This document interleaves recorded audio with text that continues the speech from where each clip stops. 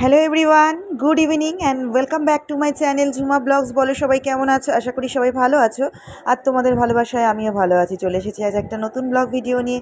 So আমি যাচ্ছি আগমনীর video shoot করতে।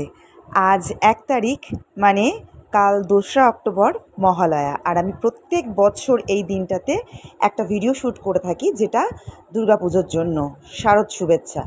কি বলো তো, আমার ভীষণ ভালো লাগে একটু বাইরে গিয়ে ভিডিও শ্যুট করতে, বাট সময়ের অভাবে বাইরে গিয়ে শ্যুট করা হয় না, বাড়িতেই করি। সো আমার ভাগনার সাথে চলে এসেছি আজকে। এটাকে আমাদের এখানকার গোশালা বলা হয়।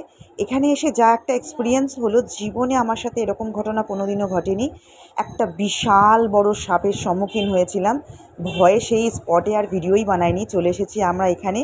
তোমাদের সাথে এই জায়গাটা অনেকবার শেয়ার করেছি, আবারও এখানে চলে এসেছি ভিডিও করতে।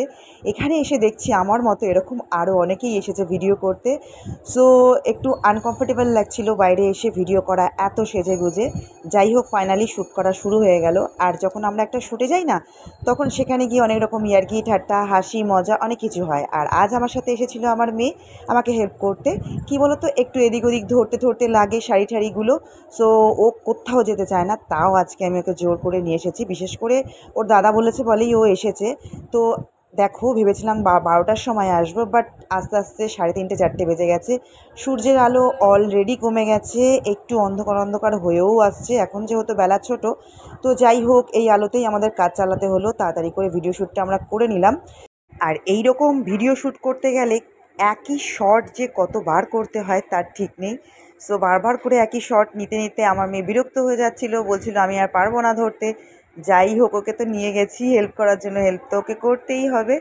সো আমাদের এখানে প্রায় শ্যুট কমপ্লিট। আর কি কি ভিডিও ক্লিপ নিচ্ছিল সেগুলো আমায়ও দেখাচ্ছিল। যেগুলো আমার ভালো লাগে সেগুলোই রাখা হয়, বাদবাকিগুলোকে ডিলিট করে দেওয়া হয়। ভিডিও তো প্রচুর করা হয়, সব তো আর রাখা যায়। আর এখানে আসার পরও একটা কাণ্ড ঘটেছে, সেটা অবশ্যই ভিডিওতে তোমরা দেখতে পাবে ভিডিওটা। আর যেটা ব্যাক ক্যামেরায় হয় সেটা তো আর তোমাদের দেখানো হয় না, সেটা তোমাদের একটু বলি। যখন ওই জলের সাইড দিয়ে আমি হাঁটছিলাম, স্লিপ করে গেছিলো, মানে একদম জলের মধ্যে দিয়ে হাঁটছিলাম, আর ওখানটা প্রচণ্ড শ্যাওলা ছিল আর আমি স্লিপ করে গেছিলাম। আর ওইটা দিয়ে আমার মেয়ে বলছে একটা মিম বানাবে। মানে প্রত্যেক বছর ওরা মহালয়ার দিন ওর দাদুকে নিয়ে বা অন্য কাউকে নিয়ে একটা মিম বানায়। সো এবার ওরা আমাকে নিয়ে বানাবে বলেছে। আমি তো ভীষণ রেগে গেছিলাম, বলেছি যদি এই ভিডিও ক্লিপসটা আর কারোর কাছে যায় তাহলে আমার কোনো দিন এরকম বাইরে ভিডিও শ্যুট করতে আসবো না। তো তারপরে ওরা আর দেখায়নি।